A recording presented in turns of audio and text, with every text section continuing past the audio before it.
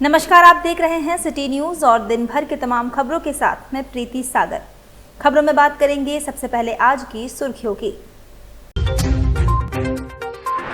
परसोडी स्थित कुर्मी टोला anganwadi nursery school में युवक का शव मिलने से क्षेत्र में फैली सनसनी। घर से मंदिर जाने निकले युवक का शव मिला शंकुसाई में। परिजनों ने उलेरी थाना के समीप टायर जलाकर किया हंगामा, हत्या का लगाया आरोप। आजाद नगर थाना अंतर्गत रोड नंबर 17 और रोड नंबर 20 में दो अलग अलग मारपीट का मामला आया प्रकाश में। पुलिस जांच में जुटी। और आदित्यपुर के Soni auto and allied industrial limited unit 3 में कार्यरत अस्थायी श्रमिक की बीमारी से हुई मौत। परिजनों ने कंपनी गेट पर शव के साथ किया विरोध प्रदर्शन। खबरें अब विस्तार से। परसोडी थाना अंतर्गत सोपोडेरा स्थित कुर्मी टोला आंगनबाड़ी नर्सरी स्कूल में एक युवक का शव मिलने से क्षेत्र में सनसनी फैल गई। पुलिस मौके पर पहुंची और जांच में जुट गई है। सुबह टहलने निकले कुछ लोगों ने शव को लावारिस हालत में देखा। मृतक की पहचान कुर्मी टोला निवासी नितेश रजक के रूप में हुई है। इधर जानकारी मिलने पर काफी संख्या में लोग और परिजन मौके पर पहुंचे। मृतक के पिता राजू रजक ने बताया कि 6 माह पहले ही वह घर से निकल गया था। वह इधर उधर घूमकर अपना जीवन यापन कर रहा था। फिलहाल पुलिस मौके पर पहुंचकर जांच में जुट गई है। घटना हुआ बेटा के साथ देख रहे ना सामने। घर से कब निकला है? घर से हो गया 6 महीना जैसा, 7 महीने। घर नहीं आता था? ना। क्या करता था? इधर उधर दोस्ती लोग का साथ में रहता था, दोस्त यार लोग का साथ। रहना कहाँ होता था? मालूम नहीं कहाँ रहना हो रहा था। वो कौन यादव का साथ में रह रहा था। नाम मालूम है ना? खाता पीता है? हैं? क्या लग रहा है देखने से? हत्या हुआ है? वो हत्या हुआ जैसा, मुंडी में चोट। हत्या लग रहा है। कौन कौन है, किसके ऊपर शक है? जो दोस्त है उसका साथ में कल जो बोल रहा था वही सब। काम धंधा क्या करता है? काम धंधा तो मालूम है, काम धंधा ऐसी घूमता फिरता रहता था, कोई काम धंधा नहीं करता था। क्या नाम हुआ आपका? राजू। बेटा का? नीतीश। इधर मानगो शंकुसाई रोड नंबर 1 में विशाल महतो का शव मिला। परिवार वालों ने हत्या का आरोप लगाया है। मानगो गौड़ बस्ती कृष्णनगर का रहने वाला विशाल महतो जो सूर्य मंदिर जाने के नाम से घर से निकला था, जिसका शव शंकुसाई में मिला। जहां इसकी सूचना परिजनों को मिली, परिजन शव के साथ उलेरी थाना के समीप जमकर हंगामा की, टायर जलाकर अपनी बातों को रखा। इंसाफ की गुहार भी लगाई गई। जहां प्रशासन मौके पर पहुंची और कागजी प्रक्रिया कर पूरे मामले को जानकर मामले को शांत कराया। जहां इसकी जानकारी विशाल महतो के बड़े भाई अभिषेक महतो ने दी।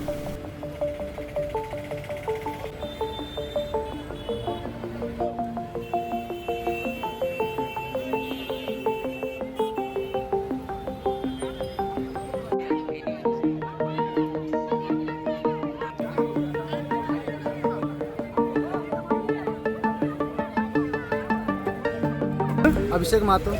भाई का क्या नाम था? विशाल महतो। उम्र भाई का? भाई का 22 साल। क्या करता था? भाई काम करता था। क्या चीज़ का? छुटपुट काम करता था, पेंटिंग उंटिंग का। अच्छा, कहाँ रहते हैं आप लोग? गौड़ बस्ती कृष्णनगर। क्या हुआ मामला पूरा बताइए। मामला यही है कि रात में वो घर आया था, घर से फिर निकला 11 बजे। हम लोगों को बोला कि हम जा रहे हैं मंदिर पूजा का सामान वामान सजाने। उसके बाद हम लोग रात हम लोग माइंड नहीं किया उतना कि मंदिर गया है बोल के। फिर रात का हम 1 बजे सो के उठे, अभी तक फिर मेरा भाई नहीं आया। हम बोले पापा को कि एक बार फ़ोन करके पता करिए कहाँ नहीं आ रहा है। तो उसका मोबाइल स्विच ऑफ बताया। फिर वो भी हम लोग माइंड नहीं किए, हम लोग छोड़ दिए। सुबह फिर 5 बजे मेरे को फ़ोन आया, जबकि प्रशासन 4 बजे उनका घर पहुँचा, जहाँ से बॉडी मिला। बॉडी कहाँ से मिला? बॉडी 1 नंबर रोड से मिला, शंकुसाई। अच्छा। दुर्गा मंदिर बगल से, वो भी किसी के घर से मिला बॉडी। आपको क्या बताया गया? मेरा तो शक है सर, हत्या किया गया है। क्या किसी से दुश्मनी? कोई दुश्मनी तो नहीं है ऐसा आहार बाहर में, मगर ये हत्या पूरा दिख रहा है। तो सड़क को जाम किया आप लोग, टायर जलाए, वजह मेरा वजह मेरे को इंसाफ चाहिए। बोलता है प्रशासन बोल रहा है कि करंट से मरा, तो करंट से मरने का उसको निशान मिलने चाहिए, तो निशान कुछ नहीं है। उसका निशान एक दिख रहा है कि उसका हत्या किया गर्दन दाब के। मेरे को ये निवेदन है प्रशासन से, मेरे को इंसाफ मिल जाए। क्या चाहते हैं आप लोग?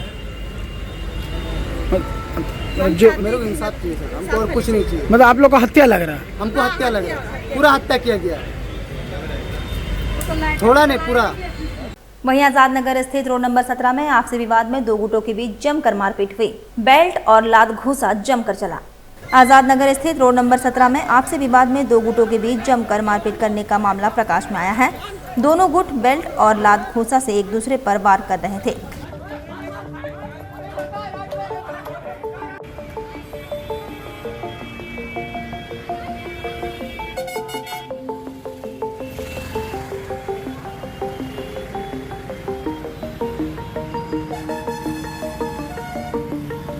उधर आजाद नगर थाना अंतर्गत रोड नंबर 20 में मारपीट का मामला प्रकाश में आया है। पुलिस जांच पड़ताल में जुट गई है।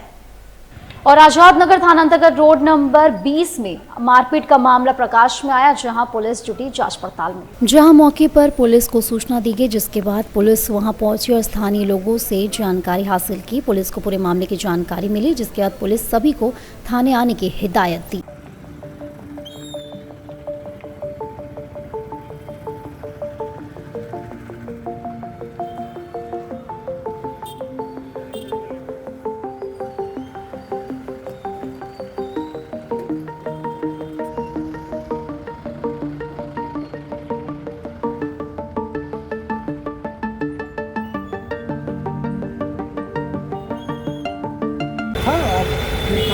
आवेदन लोग देगा, उसके अनुसार सूचना क्या मिली?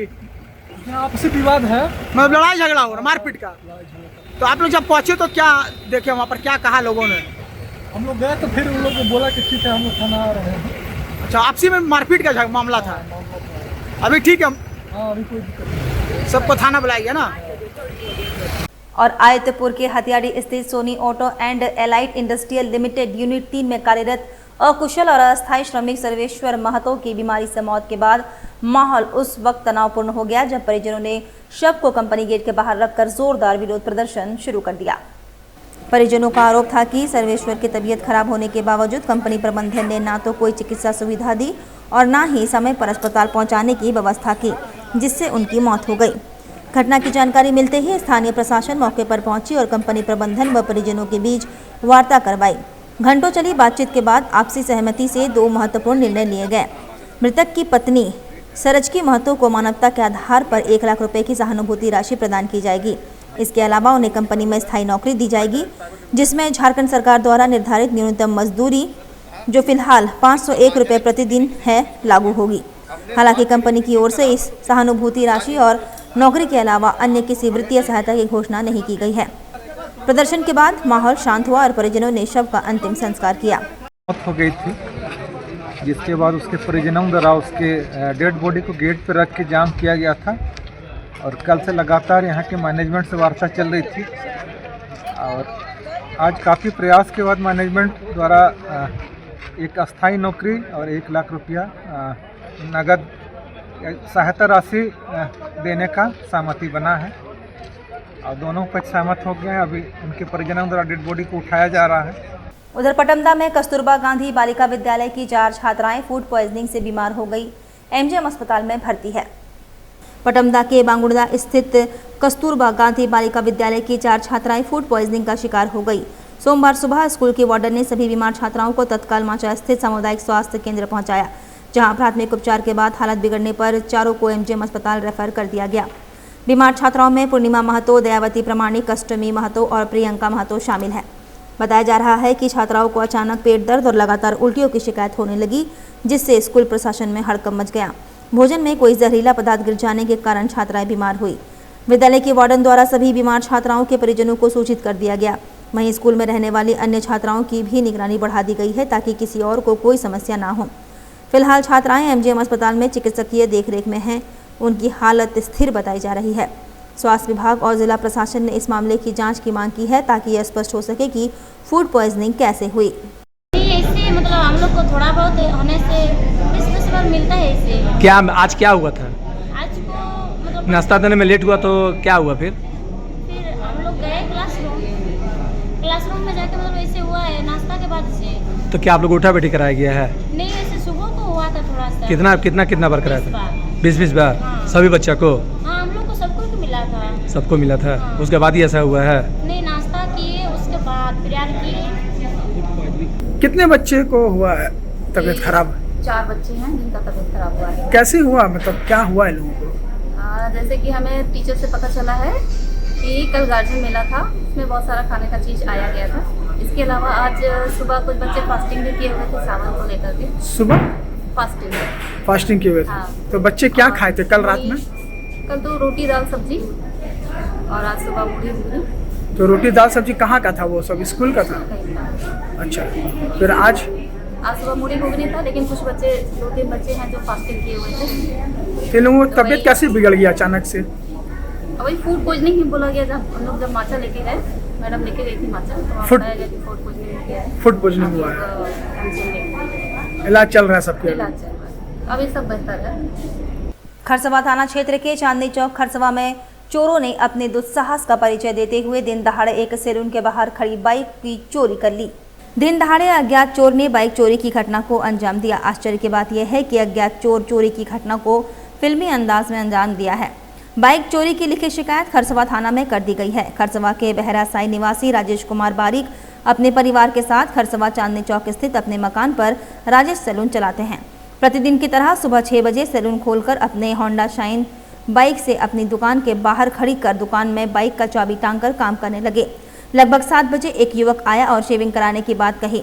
सैलून संचालक राजेश बारिक ने कहा कि आप बैठिए, मैं नाश्ता करके वापस आके शेविंग कर दूंगा। राजेश बारिक नाश्ता करने के लिए जैसे ही अंदर गया, युवक ने सैलून में रखे चाबी उठाकर बाइक लेकर फरार हो गया। राजेश बारिक जैसे ही नाश्ता करने बाहर निकला, चोर बाइक लेकर रफू चक्कर हो गया, जिसकी आसपास में ढूंढने का काफ़ी प्रयास किया गया, लेकिन कोई सफलता नहीं मिली। पीड़ित ने पुलिस को अज्ञात चोर के खिलाफ लिखित शिकायत देकर कार्रवाई की मांग की है। राजेश ने बताया कि लगभग 14 महीने पहले 30 अप्रैल 2024 को उसने बाइक खरीदी थी। खरसवा पुलिस मामले की जांच कर रही है, साथ ही चोर को पकड़ने के लिए सीसीटीवी कैमरा का सहारा ले रही है। उधर पूर्व मुख्यमंत्री अर्जुन मुंडा खरसवा के दलाई केला में दर्दनाक हादसे के मृतकों के परिजनों से मिले। झारखंड के पूर्व मुख्यमंत्री अर्जुन मुंडा खरसवा के दलाई केला गांव पहुंचे, जहां उन्होंने शनिवार को दलाई केला के नाले में बने चेक डैम में डूबकर जान गंवाने वाले मृतक गौरव मंडल, मृतक हरिवास दास, मृतक मनोज साहू एवं मृतक सुनील साहू के परिजनों से मिलकर संवेदना व्यक्त की। इस दौरान पूर्व मुख्यमंत्री अर्जुन मुंडा के उपस्थिति में प्रखंड विकास पदाधिकारी प्रधान माझी ने बताया कि प्रत्येक मृतक के आश्रितों को 4-4 लाख का मुआवजा मिलेगा। सरकारी प्रक्रिया पूर्ण होने के बाद मौके पर अर्जुन मुंडा ने कहा कि खरसवा के दलाई केला गांव में 4 युवकों का इस तरह दुर्घटना में मृत्यु हो जाना सिर्फ परिवार के लिए दुखदायी नहीं है, बल्कि गांव, समाज व देश के लिए भी दुखदायी है। बता दें कि शनिवार को सुबह लगभग 10 बजे दलाई केला गांव के 6 युवक जोजोडी एवं दलाई केला गांव के बीच बहने वाले एक नाले में नहाने गए।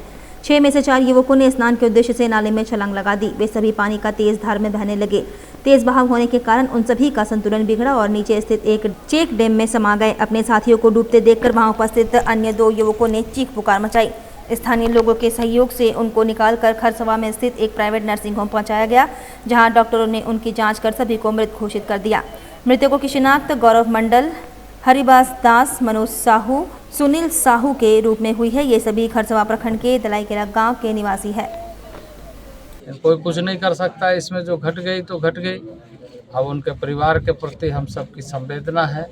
इस दुख के घड़ी में उन्हें भगवान शक्ति दे कि इस तरह के असहनीय स्थिति को सहन कर सके।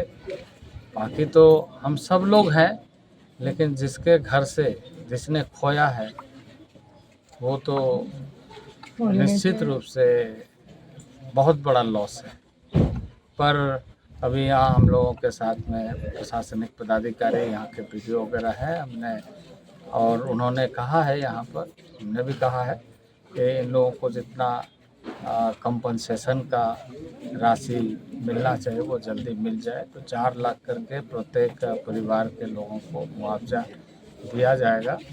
और BDO साहब ने यहाँ कहा है कि जल्दी जल्दी उसकी औपचारिकता, एक डेथ सर्टिफिकेट, पोस्टमार्टम रिपोर्ट और औपचारिकता की कुछ जो भी परिवार के पूरी जानकारी दे करके फिर प्रोसेस करते हुए उनको कंपनसेशन दिया जाएगा। तो मैं मानता हूँ कि गांव में इस तरह के दुर्घटना ने हम सबको इस बात के लिए बाध्य किया है ध्यान रखने का कि अब नए बच्चे खास करके उसका खुद का भी ध्यान रखें और उनका भी ध्यान रखा जाए।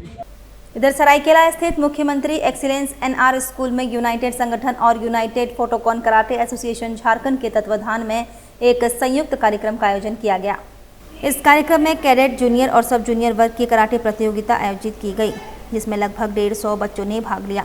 चैंपियनशिप का उद्घाटन कैलाश मिश्रा जिला शिक्षा पदाधिकारी द्वारा किया गया। इस अवसर पर उन्होंने कहा कि बच्चों में आत्मरक्षा की क्षमता विकसित होनी चाहिए, खासकर बच्चियों में। उन्होंने बच्चों को आत्मरक्षा के महत्व के बारे में बताया और उन्हें प्रोत्साहित किया। उन्होंने कहा कि आत्मरक्षा एक ऐसी कला है जो न केवल शारीरिक सुरक्षा प्रदान करती है बल्कि मानसिक साहस और आत्मविश्वास भी बढ़ाती है। कराटे जैसी मार्शल आर्ट्स आत्मरक्षा के लिए एक प्रभावी तरीका हो सकती है। अगर आज का समय में आप देखते हैं तो आत्मरक्षा सबको आनी चाहिए और ख़ास कर लड़कियों को। और आप यहाँ देख पा रहे हो कि सबसे यहाँ पे ज़्यादा जो पार्टिसिपेंट्स हैं सब बच्चियाँ ज़्यादा हैं। तो ये बहुत अच्छा पल है कि जो बच्चियाँ हैं वो ना सिर्फ इसके माध्यम से आत्मरक्षा सीख रही हैं बल्कि इससे उनका जो है वो शारीरिक रूप से मजबूत भी होती हैं, मानसिक रूप से स्ट्रांग होती हैं वो, और कई चीज़ों यहाँ सीखती हैं खेल के भावना की तरफ से जो लाइफ टाइम के साथ चलता है। चोरी की नीयत से 3 की संख्या में चोर न्यू बारिडी के रहने वाले राकेश कुमार के घर में प्रवेश किए, जहां लोगों ने 3 में से एक चोर को पकड़ के पुलिस के हवाले कर दिया। लगातार हो रही चोरी से लोग काफ़ी परेशान हो चुके हैं। जहां 3 चोरों में 2 भागने में सफल रहे, लेकिन एक को लोगों ने धर दबोचा। बाइक को जब्त कर लिया गया है और चोर को पुलिस के हवाले कर दिया गया है। वक्त तो चला है अब एक छोटे से ब्रेक का। ब्रेक के बाद खबरें और भी हैं, तब तक के लिए देखते रहिए सिटी न्यूज। रेमंड अपने कपड़ों और परिधान उत्पादों, विशेष रूप से शूटिंग्स शर्टिंग्स कपड़ों के लिए प्रसिद्ध है। लोग शादी के सीजन में खासकर रेमंड के ही सूट्स की खरीदारी करते हैं, तभी तो रेमंड द कंप्लीट मैन कहा गया है। साथ ही रोजाना ऑफिस में पहनने के लिए फॉर्मल्स कपड़े भी लोग रेमंड के ही पसंद करते हैं। अब जमशेदपुर के मानगो में भी रेमंड शोरूम का नया ब्रांच खुल गया है, जहां आप अपने पसंद की शूटिंग शर्टिंग्स, रेडीमेड और एक्सेसरीज की जमकर खरीदारी कर सकते हैं। रेमंड शॉप में चल रहा है स्पेशल ऑफर। यहां आपको 15,000 की खरीदारी पर मिलेगा एक सिल्वर कॉइन मुफ्त, साथ ही 5,000 की खरीदारी पर एक पिलो। हमारा पता है opposite nature park, road number 15, Jawahar Nagar, Mango, Jamshedpur. हमारा फोन नंबर है 7870302288।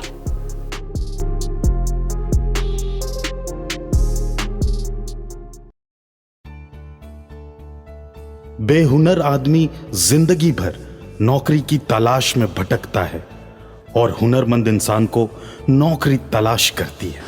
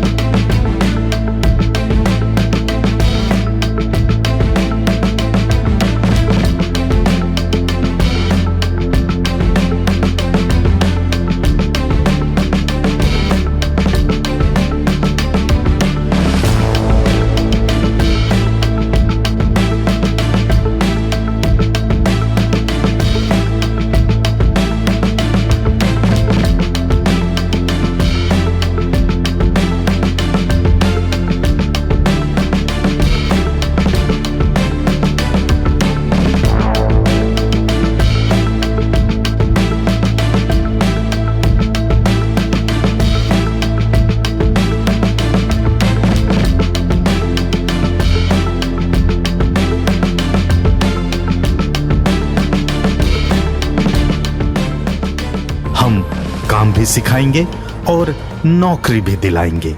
अधिक जानकारी के लिए संपर्क करें अंतर्राष्ट्रीय मान्यता प्राप्त Rabia technical institute and placements council approved by government of India और देखें हमारा वेबसाइट www.rabiainstitute.in।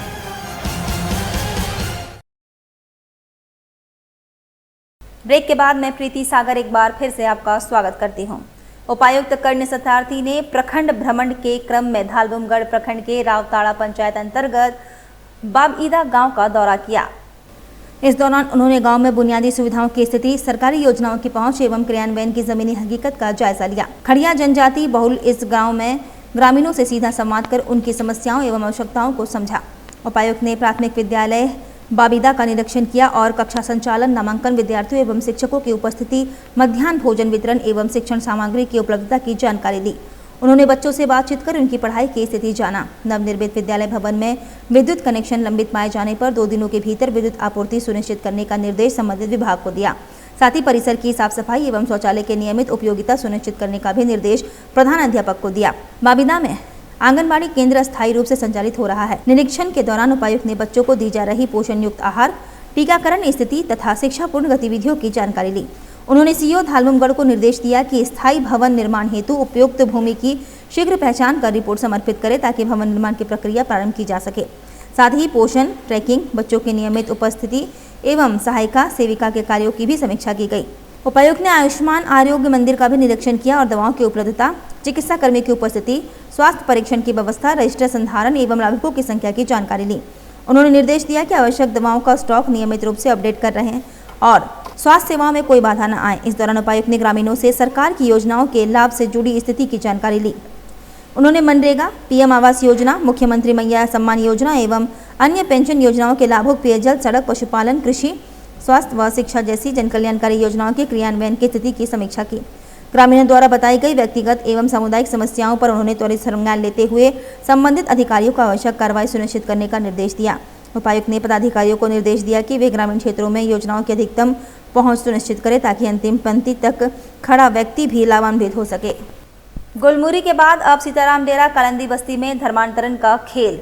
बंद कमरे में चल रही सभा में पहुंचकर भाजपाइयों ने हंगामा किया। सूचना पर सीताराम डेरा पुलिस ने पहुंचकर 11 लोगों को हिरासत में लिया।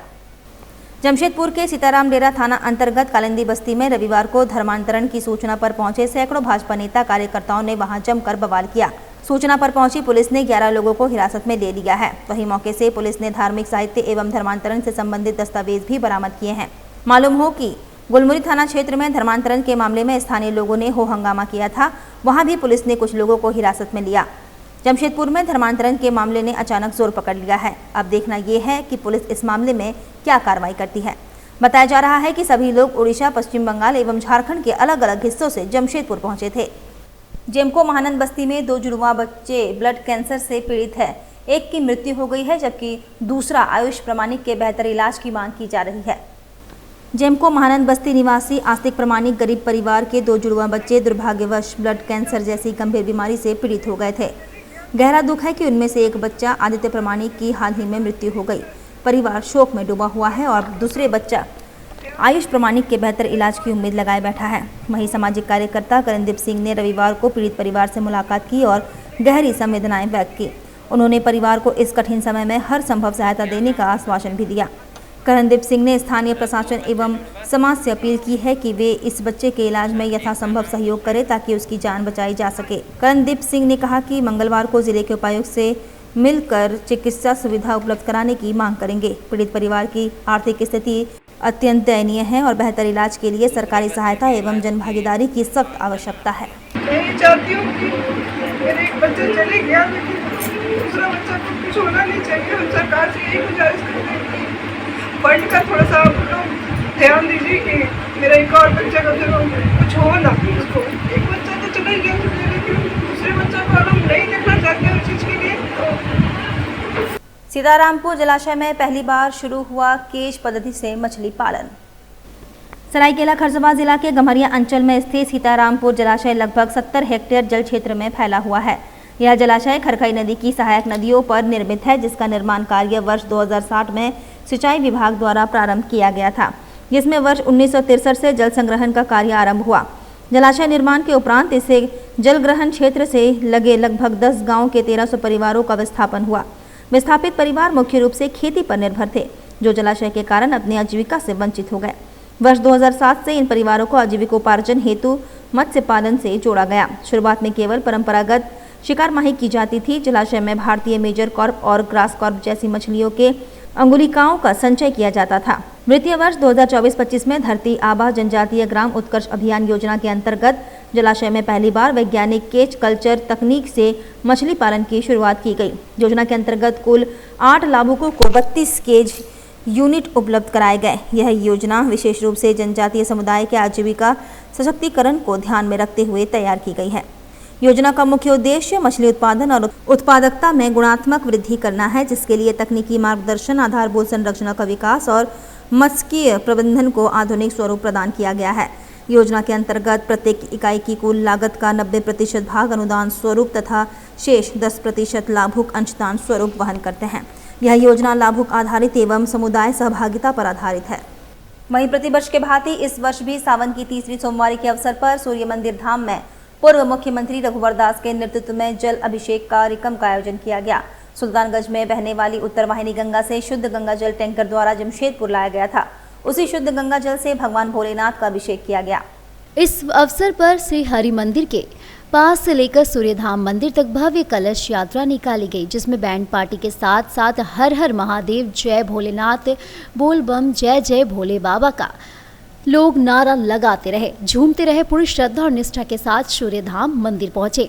पहली बार सूर्यधाम मंदिर में अर्घ का प्रयोग किया गया, क्योंकि प्रतिवर्ष के साथ इस वर्ष भी श्रद्धालुओं की संख्या में काफी वृद्धि हो गई है। पूर्व मुख्यमंत्री रघुवर दास ने कहा कि पिछले 18 वर्षों से यह कार्यक्रम आयोजित किया जा रहा है। जितने शिव भक्त श्रद्धालु है सुल्तानगंज से आए हुए शुद्ध गंगा जल लेकर यह जलाभिषेक कर रही है। यह अल्पकल्पनीय है।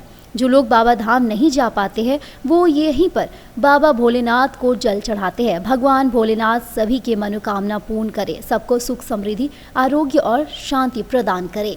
सनातन धर्म में सावन महीना का बहुत बड़ा महत्व। इस सावन महीना में माता पार्वती और बाबा भोले बाबा की पूजा, शक्ति की और भक्ति की गूंज पूरी देश में रहती, और उसी से प्रभावित होकर विगत 18 वर्ष से सूर्य मंदिर कमेटी के द्वारा भी जो हमारे शिव भक्त भाई बहन देवघर नहीं जा पाते हैं, उनका हरि मैदान बारेडी से सुल्तानगंज से गंगा जल लाकर उन भक्तों को जलाभिषेक यात्रा का मौका सूर्य मंदिर देती है।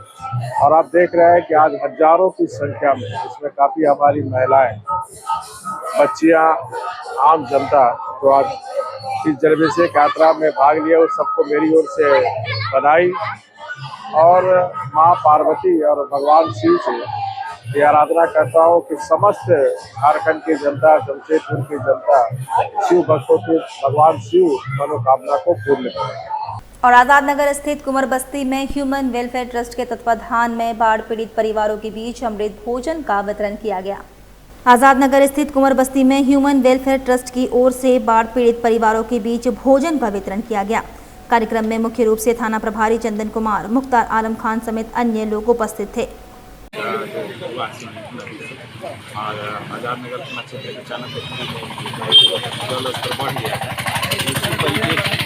ह्यूमन वेलफेयर ट्रस्ट के जो जितने भी समाज सेवी हैं, खास करके मुख्तार साहब चाहे अन्य जो समाज सेवी हैं, कल परसों, कल और आज जिनके घर में चूल्हा नहीं जल रहा है, खाने का बंदोबस्त के रूप में भोजन का, फल का, ब्रेड का और सहायता कर रहे हैं। कल भी रात में बताया था, तो बहुत पुलिस और सोशल पर्सन मिल करके काम हो रहा है और हम लोग हमेशा तत्पर हैं और ऐसा ही काम होते रहे और किसी का प्रॉब्लम ना हो। ह्यूमन वेलफेयर ट्रस्ट की तरफ से यह शिविर लगाया गया था। अब पिछले 2-3 दिनों से हम लोग यहाँ पर काम कर रहे हैं। हमारे जिला प्रशासन, नगर निगम और खास करके आजाद नगर थाना प्रभारी चंदन कुमार जी का बहुत बड़ा योगदान रहा।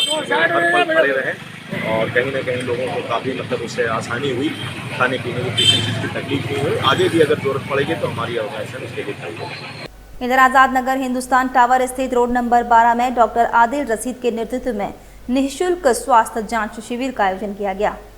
आजाद नगर हिंदुस्तान टावर स्थित रोड नंबर 12 में डॉक्टर आदिल रशीद के नेतृत्व में निःशुल्क स्वास्थ्य जांच शिविर का आयोजन किया गया।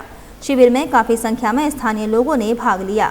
हमारा जो पेशेंट्स आते हैं तकरीबन 50 से 60 के दरमियान में पेशेंट रहते हैं।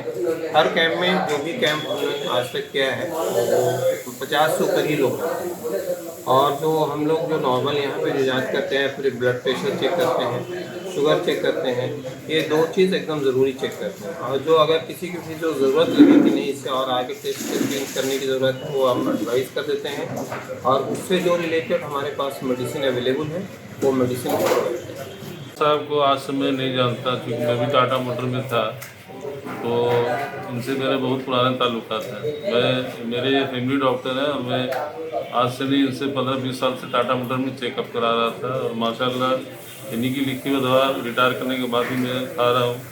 अभी की रिपोर्ट मेरी सब दुरुस्त है, सब सही है।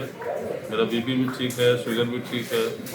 और डॉक्टर साहब हमारे पड़ोसी बन रहे हैं, इसलिए हमको और ज़्यादा खुशी है। सही दवाएं मिलती हैं, सही दवा देते हैं, सही मशवरा करते हैं, इलाज भी सही होता है। इलाज भी सही होता है। तो चलते चलते एक बार फिर से नजर डालेंगे अब तक की सुर्खियों पर।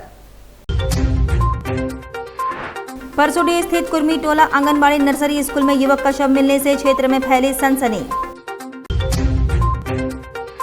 घर से मंदिर जाने निकले युवक का शव मिला शंकुसाई में। परिजनों ने उलेरी थाना के समीप टायर जलाकर किया हंगामा, हत्या का लगाया आरोप। आजाद नगर थाना अंतर्गत रोड नंबर 17 और रोड नंबर 20 में 2 अलग अलग मारपीट का मामला आया प्रकाश में। पुलिस जांच में जुटी। और आदित्यपुर के Soni auto and allied industrial limited unit 3 में कार्यरत अस्थायी श्रमिक की बीमारी से हुई मौत। परिजनों ने कंपनी गेट पर शव के साथ किया विरोध प्रदर्शन। और अभी के लिए बस इतना ही। कल फिर मिलेंगे कुछ अन्य खबरों के साथ। तब तक के लिए दीजिए सिटी न्यूज़ की पूरी टीम को इजाजत। नमस्कार।